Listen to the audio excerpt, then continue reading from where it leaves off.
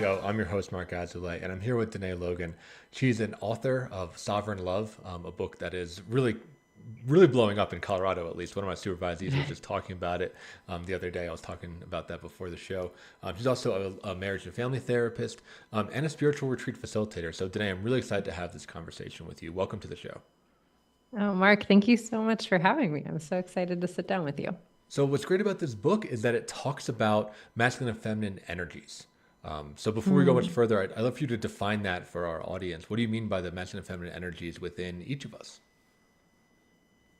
Yeah, so I come from a background in depth psychology, and I always say and pronunciate a little clearly depth because people always think I'm saying depth psychology, but Yep. depth psychology is a lot of times known as the psychology of the soul. It's sort of the exploration of our collective unconscious and themes that have run throughout history and different periods of time and cultures and it's really the things that are like, if we zoom out on our life and look at the big picture, what's happening for us within the human psyche, right? Beyond like what's on the surface level. And a lot of depth psychology is really rooted in Jungian psychology. Carl Jung was sort of the first person in terms of the psychology world to really name that all of us have both masculine and feminine energetics within us. Jung sort of spoke to them in a little bit of a binary way more than we might now, in that Jung called the anima the female elements within a man, and the animus the masculine elements within a woman.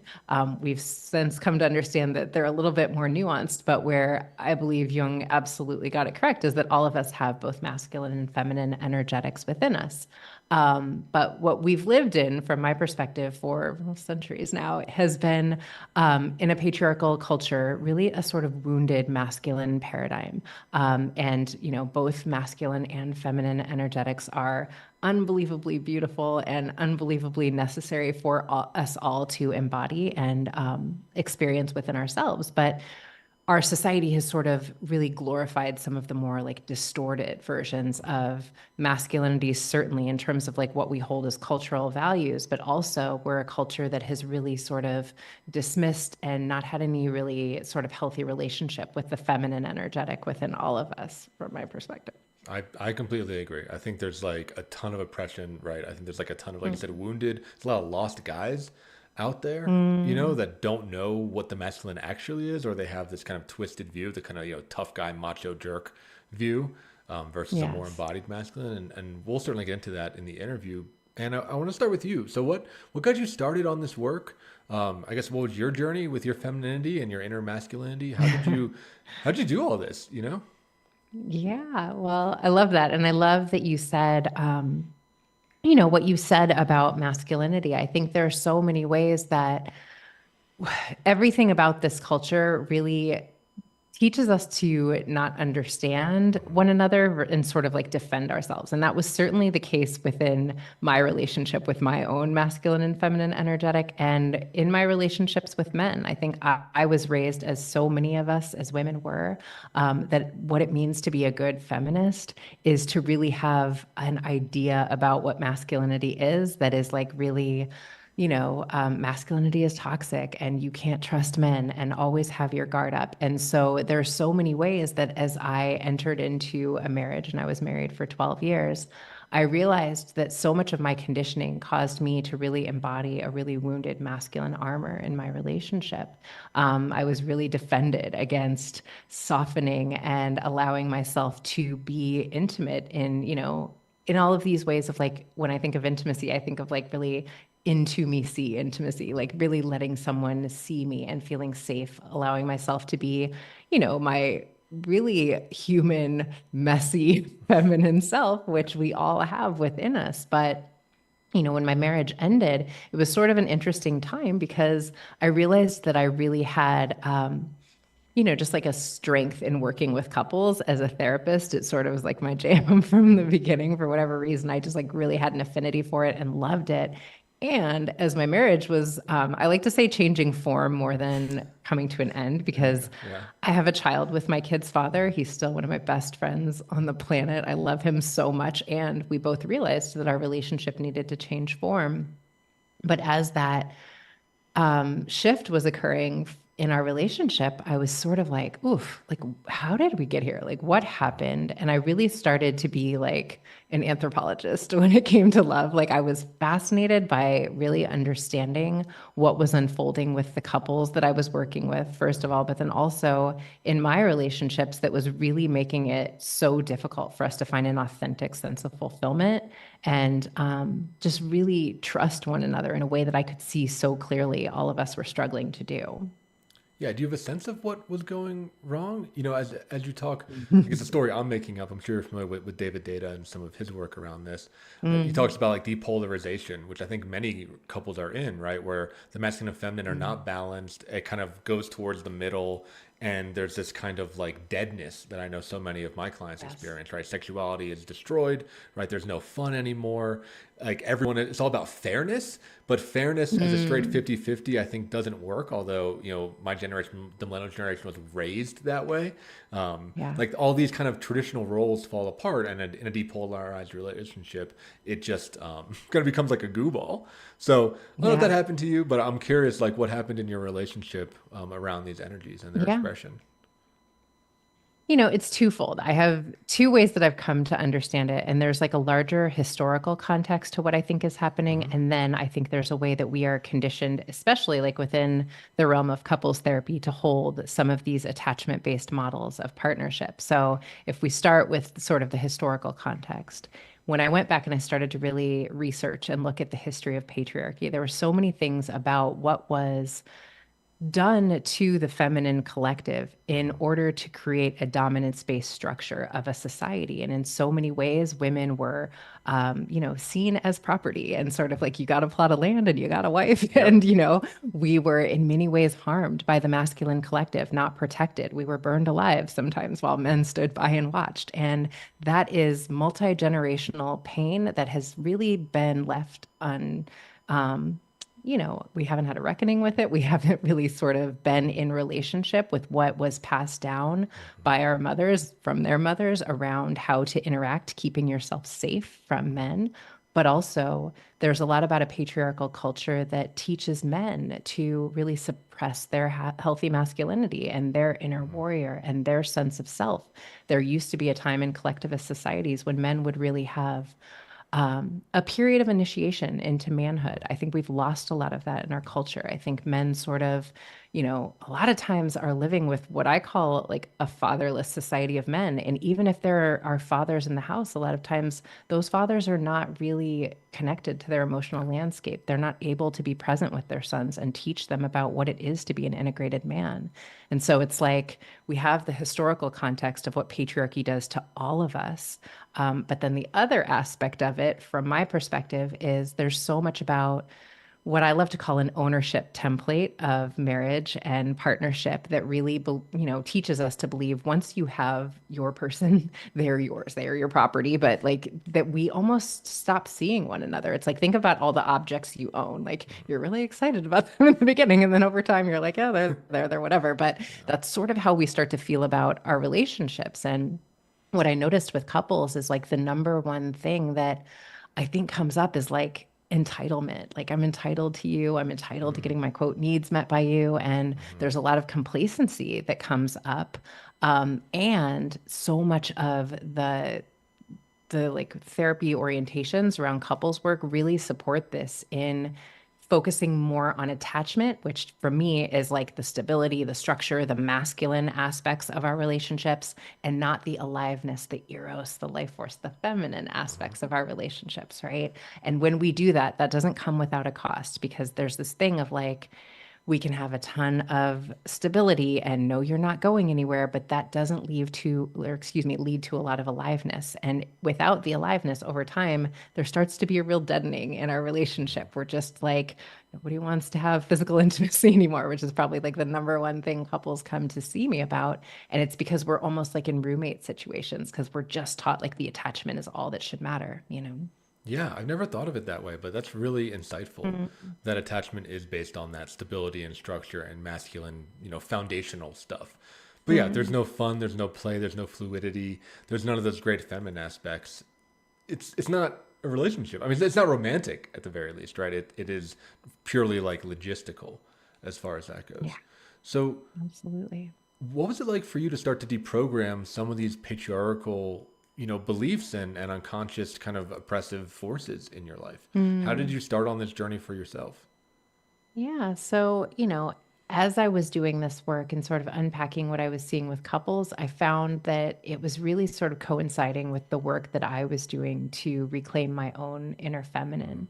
And what that meant for me was really like going back and doing some inner child work with my own little girl and getting in touch yeah. with like, what was the messaging that she got about who she needed to be in society to be acceptable, to be enough? When did she when did I first abandon her? When did she first feel like she was sort of left behind by me? And as I reclaimed her and really started to get in touch with what she loved, the music she loved, the way she liked to play, all of these aspects of myself that I had sort of lost touch with, I found that I was able to see what was happening with couples Mhm. through a different lens and a lot less of like the societal structure of what a relationship should be, but really approaching relationships as what if they were a co creation between the two people? Mhm. And, every day we're sort of in relationship with the relationship. It's like the third entity. So there's you and me, and then there's our relationship. And that's what we're really working on, honing and creating and holding with a deep sense of reverence around what it is. And so, yeah, it became like a different way that I started to work with couples. I realized that so much of what we're taught about relationships is actually really codependent, Mhm. right? Like from the beginning, when we look at our fairy tales, Oh yeah. there's a Oh lot yeah. that's like super like, once I find my person, then I'll be like happily ever Yeah. after. And I think, of course, we're like deeply disappointed when we get in a real relationship and it doesn't feel that way?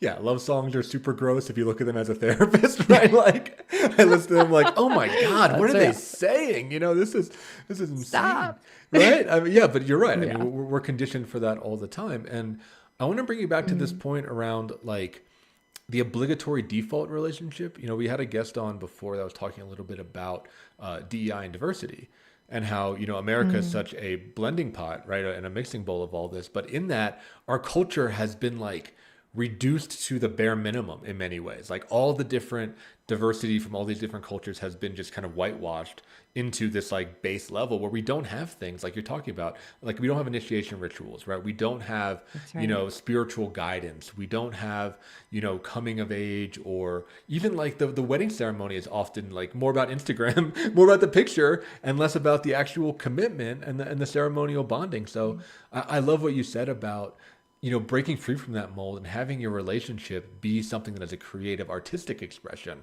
free from all Mm, those constraints. So yeah. I'm wondering, and this is maybe more practical, what are some things that you have added into your relationship, or how do you make that work to not feel bogged down by the kind of whitewashing that American culture often does to deeper ways of relating? Yeah. When I think about interdependence, which is really what I tend to work with couples on attempting to cultivate a more differentiated model of Hmm. relationship, meaning um, that the purpose of relationships is a little bit different from what we're conditioned to think it is, which is you are the person that sort of saves me from all of my existential angst. Hmm. And anytime I'm feeling scared or uncomfortable, you make it go away because that's your Yeah. job, right? Yeah. Whereas I believe we have the ability to see our relationships as the most sacred mirror, showing me Hmm. to me, showing me my pain points, showing me my fears so that I can get into right relationship with them.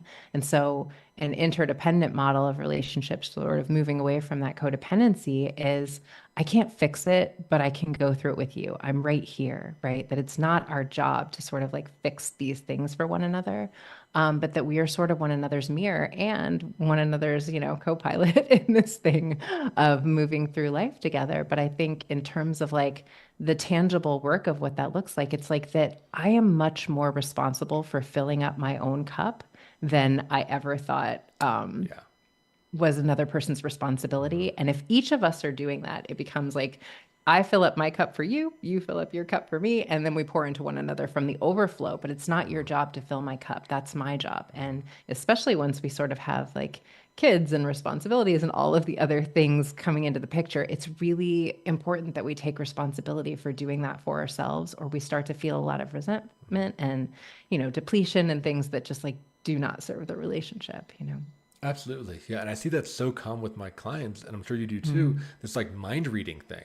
Back to that point Yes. that you said, I think the traditional relationship is yeah, it's like either this person gets rid of the bad feelings and gives me the good feelings. It's Mm. just about that. And it's almost like a very pre-verbal way of being in a relationship of they should know that I'm upset. They should know what I need in this moment.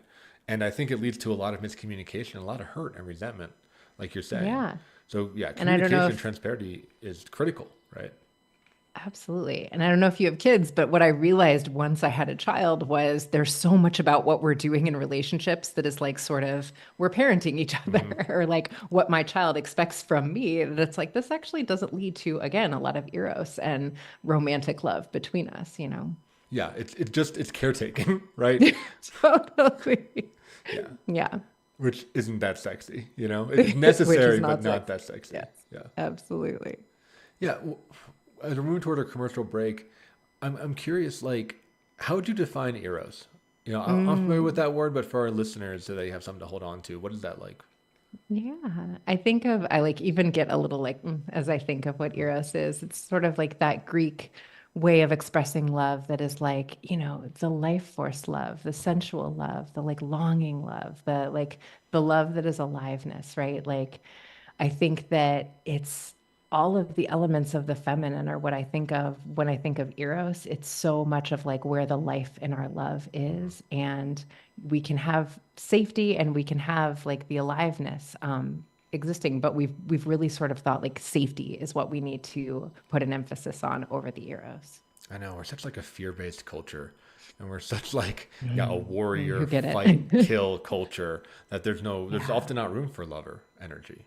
that's right. So we're going to move to our first commercial break. When we come back, I want to talk more about the difference between the two energies from your perspective, as well as some tips and tricks or practices that people or listeners can do to help to cultivate and come in contact with these. Because I agree with you completely. I think they're very powerful, but they're often Mm, really blocked and repressed within people. So, listeners, you do absolutely. yourself good to hang on in there, and we'll see you on the other side as you learn how to unlock these for yourself. Mm.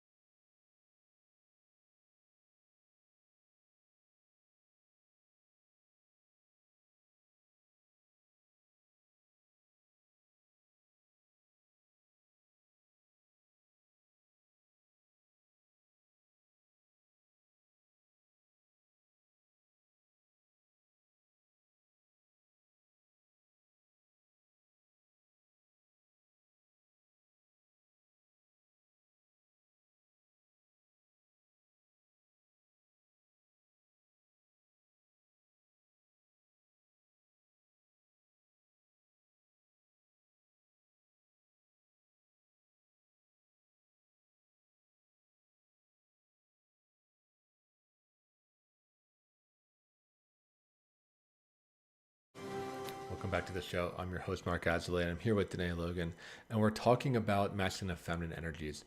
So, in the center part, we're kind of in like the meat of the podcast. I'd be curious today, I just want to give you the platform to define what those energies are, where they come from, their Yeah. roots are, and what they feel like both internally and externally. So, big, tall order, but I Mm. know you can handle it. I love that. Yeah. So, when we think about these energies, it's really, I think, important to state that, like, they are energetics and there are ways that we sort of describe what these energetics are and feel like. And I talk about in the book, like, what you might consider qualities of healthy masculine Mhm. or wounded masculine, healthy feminine, wounded feminine, but they're not fixed. And all of us have all of these energetics alive within us all the time because it's just an aspect of our humanity. But when we think about what wounded masculine or distorted masculine energy might be or look like, I really think of so much of, as we were talking about before, what our cultural values have been, like really sort of like pull yourself up by your bootstraps, that John Wayne, like, I got this, I'm alone, like really like fear of failure, competition, like that isolation energy, like I don't need anybody, sometimes that avoidant energy, if we think about it in terms of attachment style energy, that can be some of the wounded masculine energetic or archetype. It's certainly that energy that like seeks external validation and sort of like cares about how things look from the outside versus like the actual feeling of how it feels for me, right? And then when we think about like the distortions that we've held or the wounded feminine energetic, that is sort of like that anxious energy, that Mhm. like attempting to cling, people pleasing, defining myself by, who is choosing me, who wants me, like that type of thing, right? And so it's like that energy of like the anxious attachment style is often what we think of as like the like more wounded feminine Mhm. energetic. And what's interesting societally is that when we think of masculine energy or feminine energy, a lot of times what comes to mind for people first are what are the more distorted versions of these energetics. And I realized as I was starting to like really dig into these energetics and learn about them that we don't have a ton of models, certainly, as we were talking about, of what healthy masculinity looks like, but also not a lot of permission to be in our healthy feminine.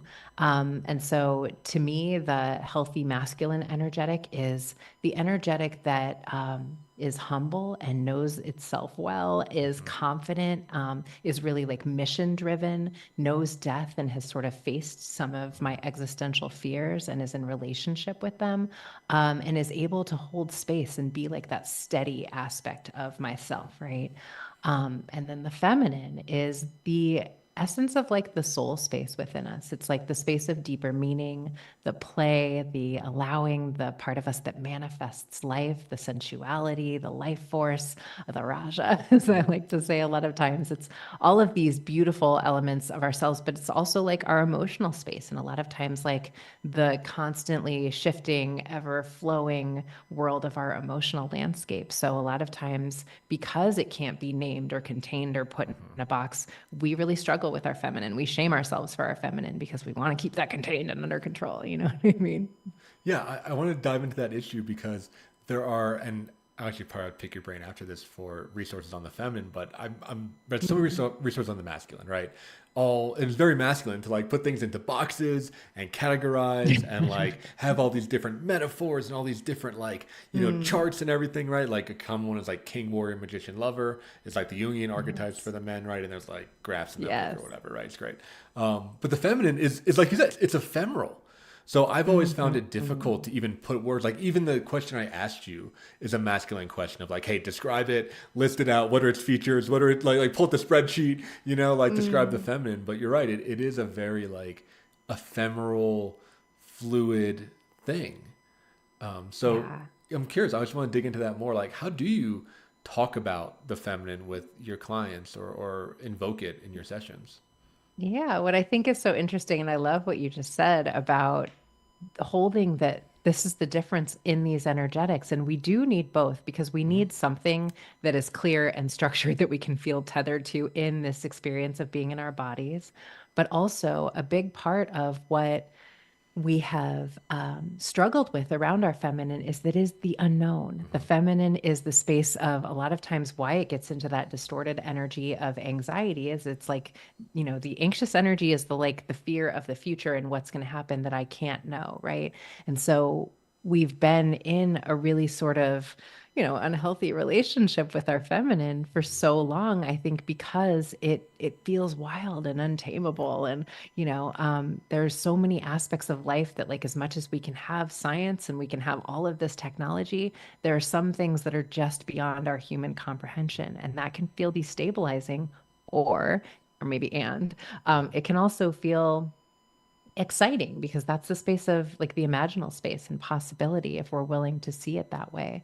So often I find with clients just naming these energetics and naming these as things that we have been conditioned to be in relationship with in a certain way, that even can feel really containing and like, oh, there's nothing wrong with me, that this is something I struggle with. It's like, no, these are things that all of us struggle with. It's our human. Yeah, and everybody has it in them. And I think diving into Mm. that unknown is where the magic can happen. One of my spiritual Yes. teachers defined the feminine as embracing of the mysteries of life, Yes. and really just, beholding the mysteries of life without trying to fix it or solve it, which as a man, as a masculine oriented man, I'm like, what do you mean? Like, I solve mysteries. Sherlock Holmes over here. Like that's like my whole brain just wants to solve the Mm. mystery, or even more prominently, like kill the mystery, right? Because you mentioned masculine has Oof. this like kind of like predator hunter aspect, right? We want to like destroy the unknown and bring in order and structure. So That's you just said a mouthful there though, Mark, because go in, that's jump important on. to me. Like, I Yeah, love that you said that yeah. because I think, and I don't know if you experience this, but so often what happens when we fall in love with someone is we fall in love with someone who's sort of like the complementary energy Hmm. to us, right? It's Hmm. that yin and yang energy. And so if you are like that core masculine man that's super structured and super likes, order, and this is the way I do things, and this is what I know for sure, you will often fall in love with a core feminine woman because she is radiant and Yep. flowing and sensual and all of these things. Yep. But then what happens when we get into partnership is I want to kill that energy within her. Like, it makes me uncomfortable. It Yep. feels unsafe to me because it's not the way I process the world. And so much of what I do with couples is sort of like, how do we get into that space of remembrance? Like, no, we chose this person because they were such a beautiful complement to our energy. Our work is to like really feel like I am enriched by that versus like it's a threat to who I am.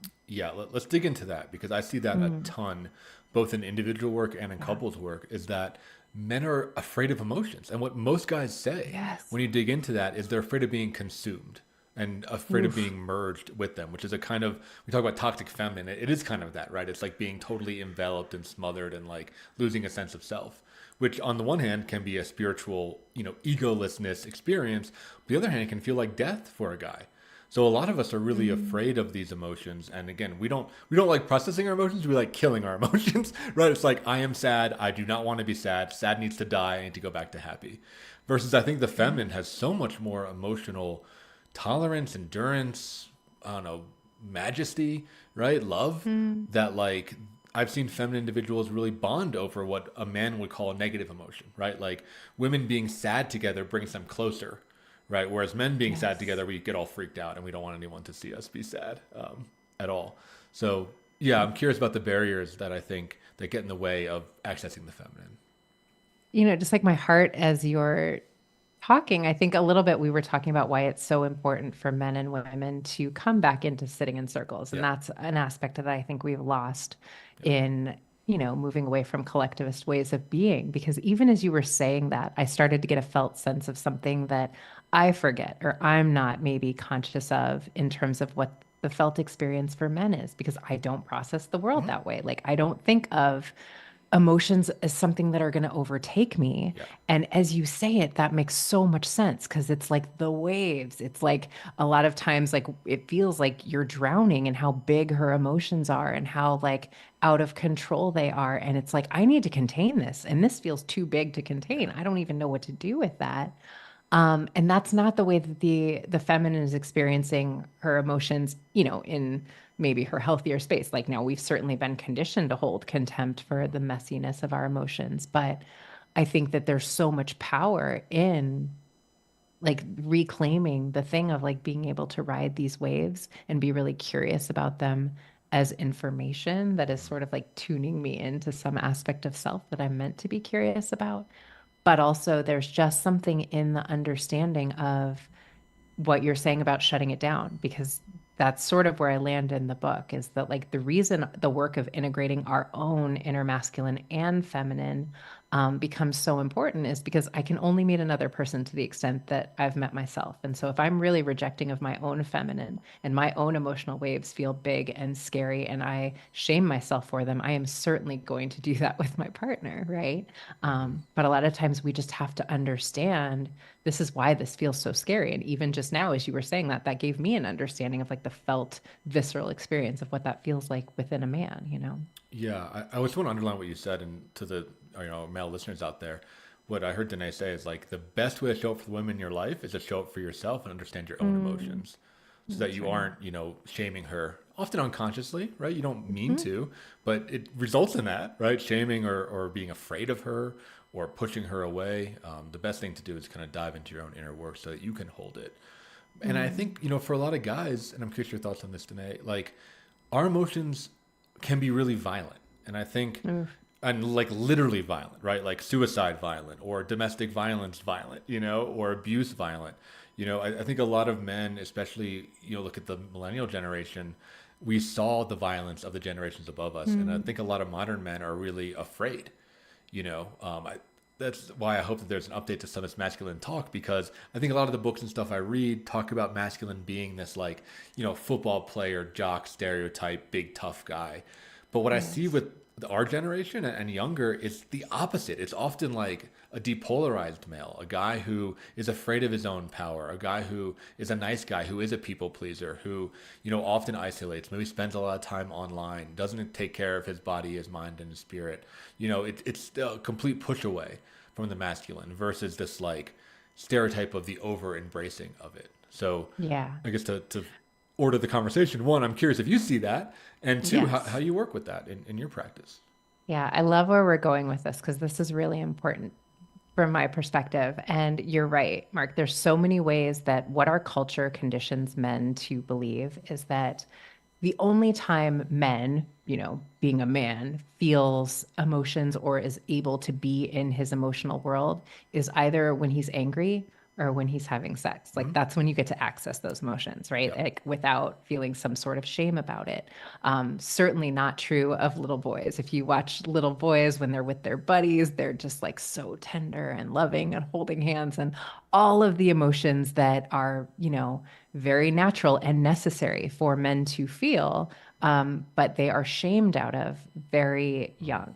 Now, why this matters, and you're absolutely spot on. What I started to notice with men was that, again, what the feminist movement, as grateful as we all are, let me be clear, for the feminist movement really taught all of us was that, there's a lot about masculinity that is toxic, but also I always think about like as we were becoming more empowered as women, nobody really taught men how to hold space for that. And Hmm. so we have like a generation of men that were sitting at the table next to their sisters while their mothers were saying men are trash and they're Yes. toxic. And they were like, Yes. oh, okay, I don't want to be that. So Hmm. I'm going to try to suppress all of my masculinity. And what it ends up being is it's like a beach ball that you're holding underwater. It's like if I'm suppressing some aspect of my humanity, when it comes to the surface, it's like, and it feels big and scary and out of control. So a lot of men end up being really afraid of their healthy emotions, but also of their anger. Like,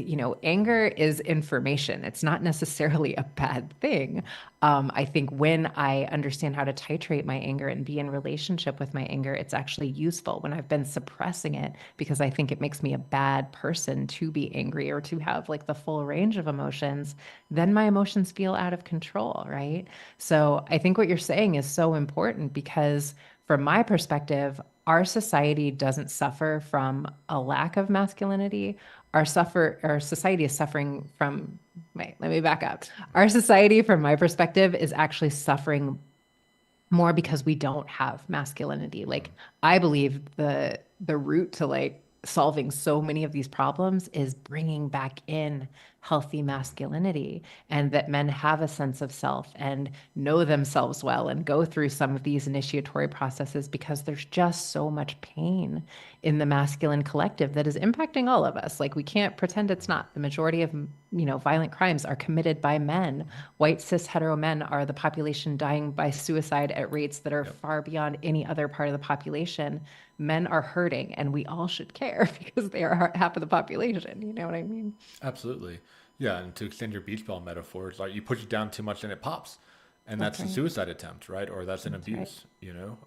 Absolutely. And what I say to a lot of my guys is when I look at healthy masculinity, I have to go back into the past. I don't see it around me, you That's right. know? But when I look at, I watch speeches from great speakers like Martin Luther King, right? Or Teddy Mm, Roosevelt, or, Winston Churchill, or recently actually Arnold Schwarzenegger or The Rock, which are very like mm, masculine presenting dudes, but they're able to speak very emotionally. I think when yeah. guys think about getting in touch with their emotions, I think about crying alone on their couch in the dark.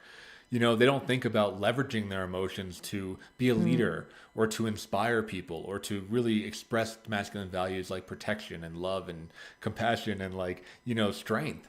And I think like yes. we don't have those types of leaders or those mentors anymore. Just Mm, for what you're saying, I think there is this like lost generation of guys that have just been really silenced and really shamed. absolutely. Couldn't agree with you more. Yeah. And we Yeah. are So right. But yeah, I yeah. think, and that's, I'm so moved by the men that are really demonstrating what it looks like Yeah. to embody some of that healthy feminine within themselves and allow myself to be a full functioning emotional human being. And, I think more than anything, what I'm so passionate about is men need community. Men need other men that hold space for some of these things for them, because I think, there's all these ways that they see, like in partnerships, when a woman dies before the man, he does not do well. If a woman, or if a man dies before the woman, she's okay because she Yeah. has an entire Yeah. community of people to Yeah. support her. That's a Yeah. problem. Yeah, I think men definitely need other men, right? Join men's groups, go to retreats, do all that stuff. I think it's really Yeah. critical to just see that, to see the strength and to feel the strength in male Hmm. emotionality. And if we don't have Absolutely. a guide or someone that can point the way, we're not going to know where to go. So the conversation is going really well. We're going to move to our final commercial break. When we come back, I want to talk about some kind of practical tips or exercises or things that people can consider to start to, encounter these energies within themselves. So listeners, thank you for tuning in and we'll see you on the other side.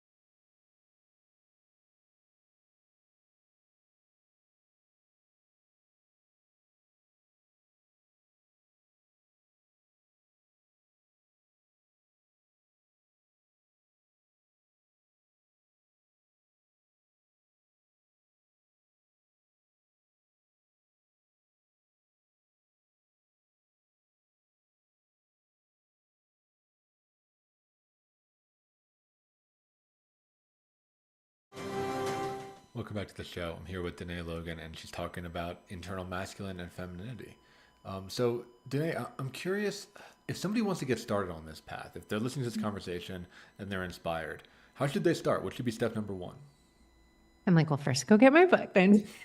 Buy the book, Sovereign Love. Yes, It's in the please show buy my notes. book because I do think Yeah. that there's a lot of ways that I attempt to make some of this tangible with examples in terms of the couples that I work with and all of that. But beyond that, I think, certainly starting to do some of the work of what we've been talking about, right? Like, what is some of the messaging I got about what it means to be a man or like who I need to be enough as a woman, right? Like, whatever these narratives have been around gender and the ways that we've been socialized, like how do we start to challenge that? Some of the work that I was talking about, where like just going back to like really being in a relationship with what you loved as a child. I believe that we are a society that is really sort of suffering from a lack of wonder, like we're all just, and to me, the wonder is the feminine, right? So there's just all of these ways that we're just like, I got to get through life. I got to we all have these responsibilities and all of that is real. But at the end of the day, if we're not enjoying our lives, that doesn't come without a cost. That really does sort of like cultivate these stressors that, create sickness and all of these things that are just not in service to any of us. But also, I believe we are shifting to a time where community is going to be the answer to so many things. I think, it was interesting in 2020 as a therapist was I was sort of watching how my clients would tell me about how they would be really struggling with work. And they came up with the solution of, I have to work.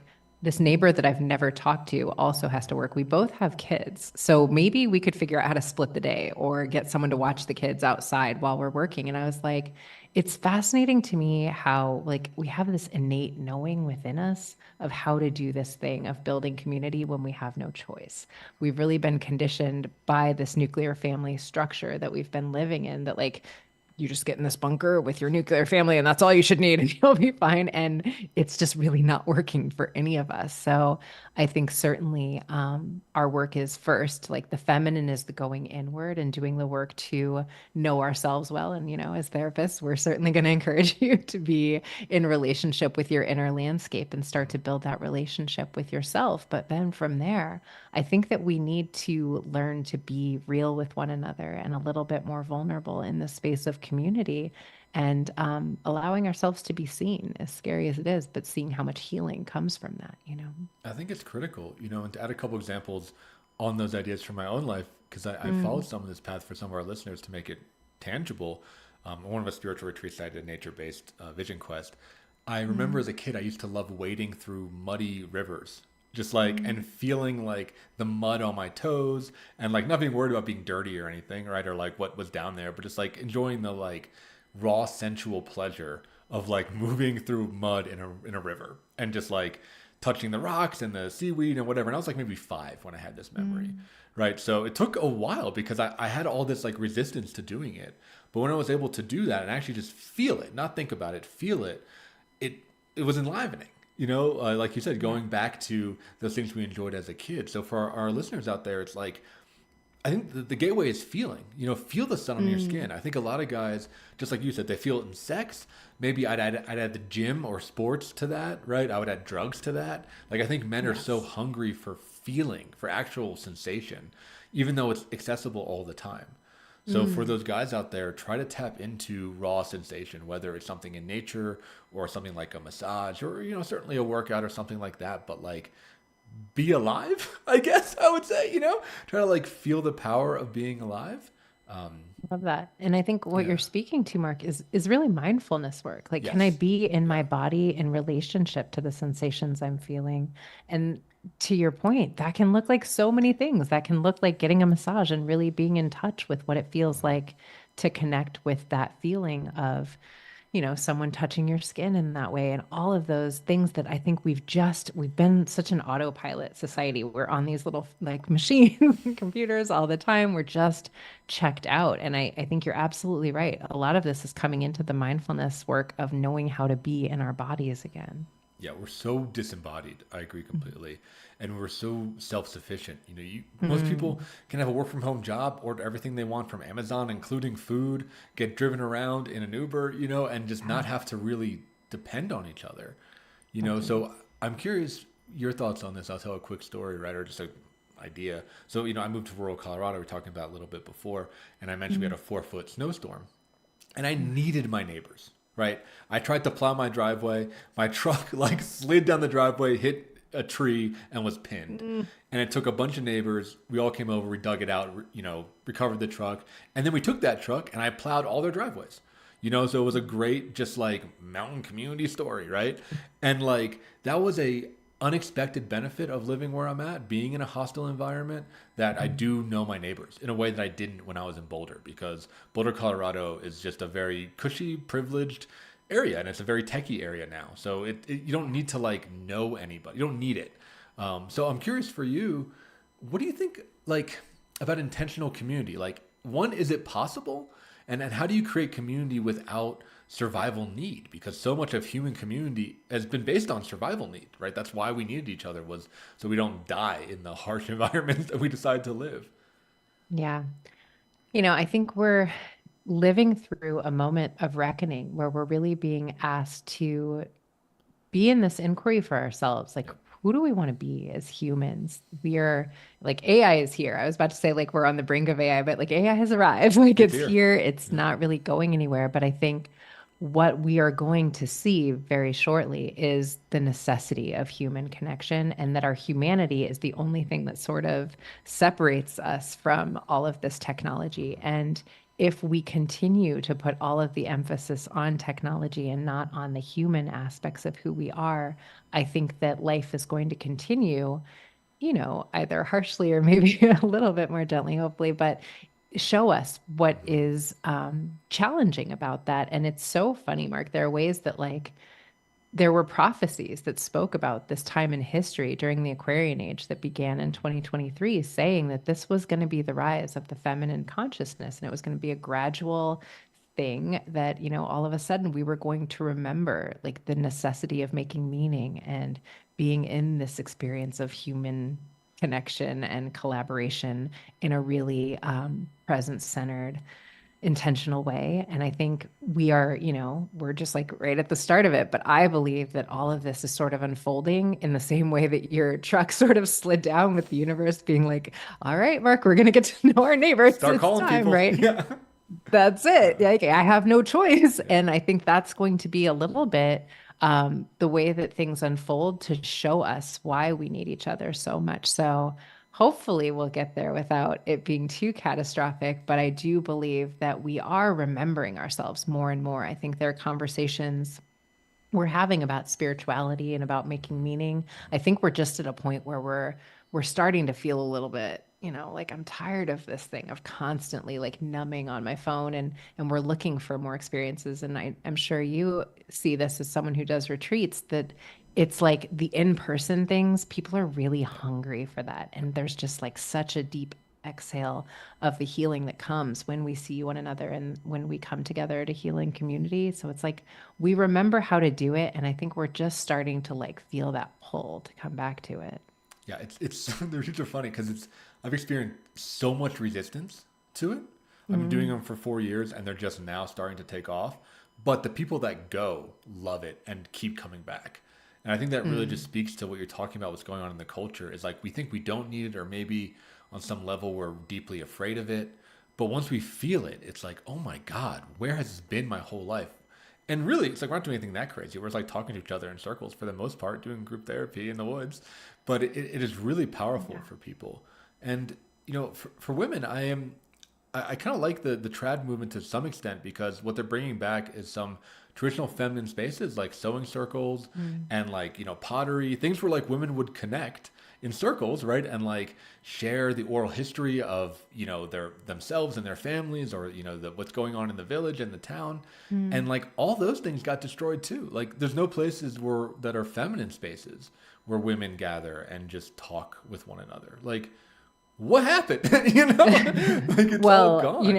You know? My theory of what is returning in terms of the feminine is like there's going to be a reclamation of our witch. And I think that that is a Yes, big that's part happening for of sure. Yeah, what it's going to look like for the feminine to yeah. just be back in nature and really connecting to all of the intelligence of the herbs and the natural resources Mhm. that we were really in tune with in terms Yeah. of our ability to heal ourselves and ability to be in nature, that patriarchy really stripped us of, right? So I think I sort of, I think that there's going to be a balance and there's going to be a way that we understand how to hold one another as valuable, regardless of how we identify in terms of gender. But to me, the biggest gift is that I believe we're all going to define for ourselves what looks like a beautiful co-created life that we want to be living versus this external authority is telling me what a good life looks like and what my 5-year plan should be and all of these things that I think we're just starting to see like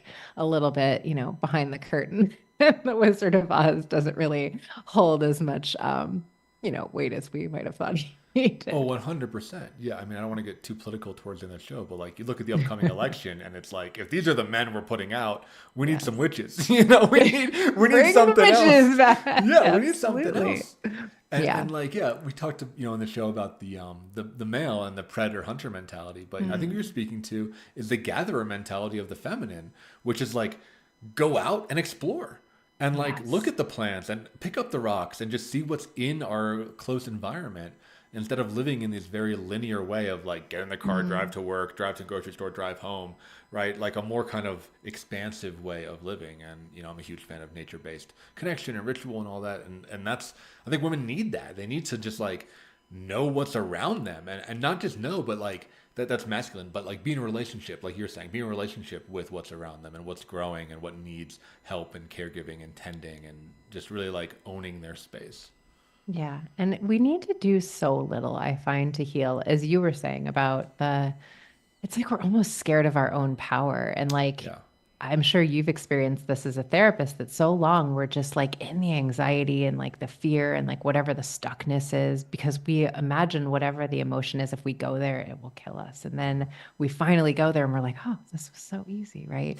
But I think that's the same as us as humans and like just getting in nature. I can't tell you how many times I've had a client who's having like a panic attack and I've been like, do me a favor, take your shoes off, go outside, walk around in your backyard for a little bit, and then text me and tell me how you feel. And they're like, I feel better. And Mhm. it's like, yeah, we know how to do this thing of returning Yeah. to our roots and allowing the earth to heal us, but we've just been conditioned to forget.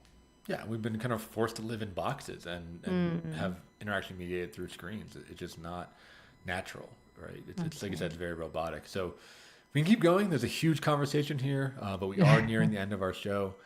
Can't wait to have you on for a future episode tonight. I think there's a ton of Oh, stuff to talk about, and I know our listeners found this valuable. So where can people learn more about you online? Again, touch with some of your work. thank you, Mark. I've really enjoyed this conversation with you. You can find me online at DenéLogan.com, and then I'm on all the social media socials at Dene.Logan, Dene.Logan. Yeah. Great. And all that stuff is in the show notes, as well as a link to the book, Sovereign Love. Pick it up. It's a phenomenal read, and I think it's really pushing the conversation forward in a meaningful way. So buy the book, support Dené, check out her stuff. She's got a lot of really good messages out there. So, Dené, thanks again for being on the show. And listeners, Oh my thank you gosh, so such a much. pleasure. Really great to meet you. Listeners, thank you Thank so you, much for Mark. tuning in, and we'll see you next week on another episode of the Men's Therapy Podcast.